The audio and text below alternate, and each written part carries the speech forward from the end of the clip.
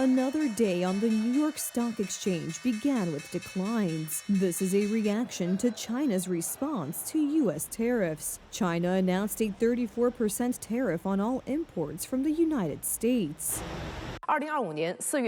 China calls on the United States to immediately lift unilateral tariff measures and resolve trade disputes through consultations in an equal, respectful, and mutually beneficial manner. Declines are recorded in virtually all global markets. However, the White House is defending the decision on tariffs, claiming that after the initial shock, increases will come, but it will take time.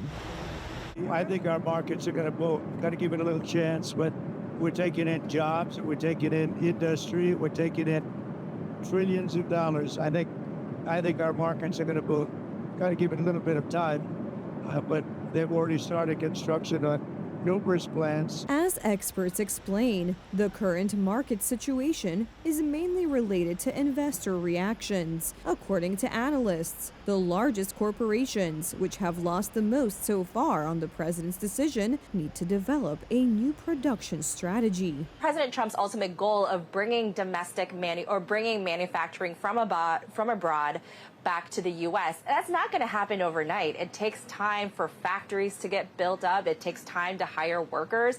This is why President Trump acknowledges that there may be short-term pain, but he's already declaring victory.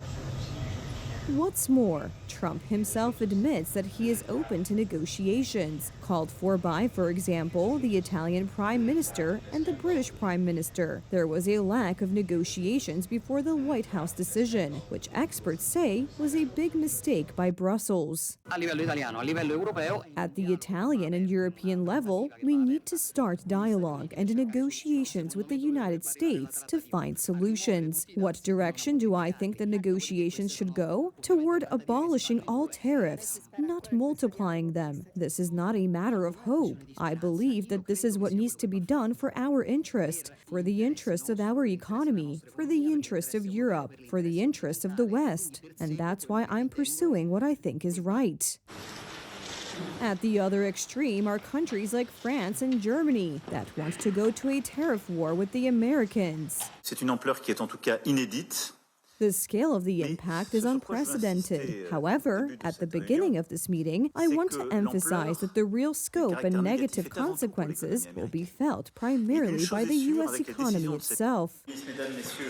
So much for the fact that, according to some analysts, it was Paris and Berlin themselves that led to the tariff war between Washington and Brussels in a bid to push the Americans out of Europe. What is surprising in this is the attitude of the Polish government, which declares its support for Western European companies that may suffer because of Washington's decisions. It cannot be allowed that the Prime Minister of Poland cares about others, about neighbors, about France, for example, and does not care about his own economy, about Poland. As of recently, plants in Poland have been closing down.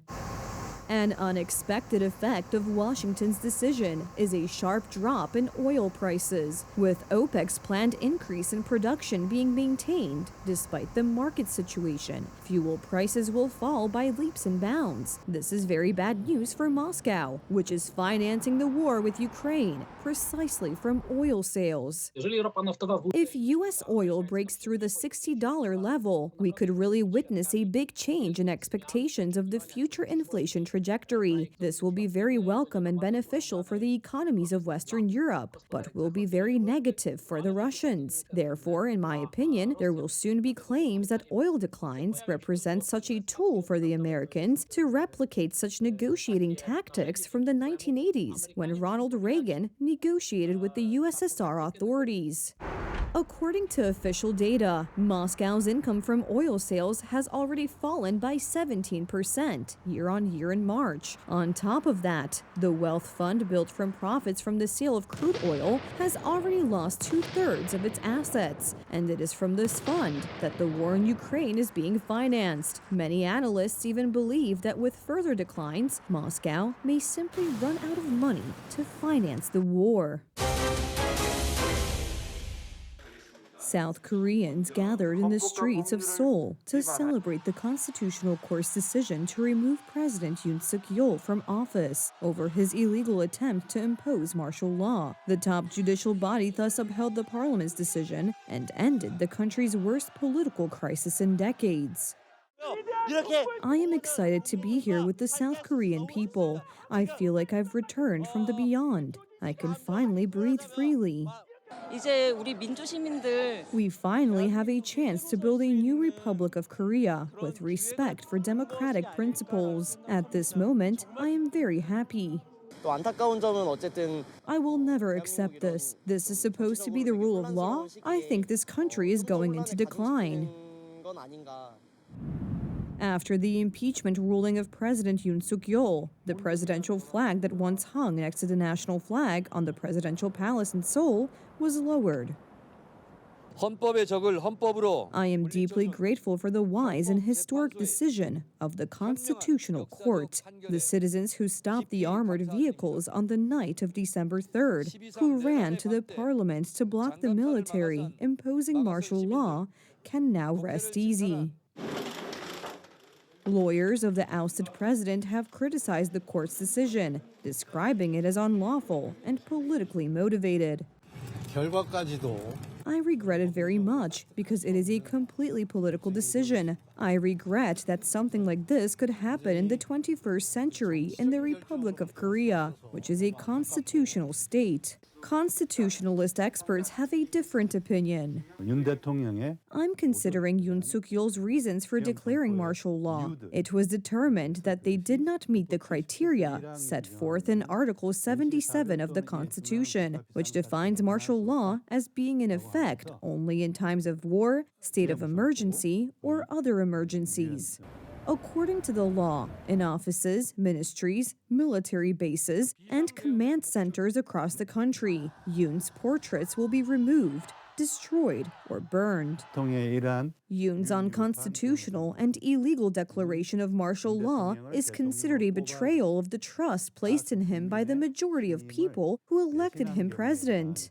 The Constitutional Court's decision gives the green light to launch another presidential campaign. I think the ruling is a message to every next president. If you abuse your power against the will of the people, you can be removed in the name of the people. According to the Constitution, elections must be held within 60 days. Until the new president is sworn in, Prime Minister Han Duck-soo will carry out the duties of the president.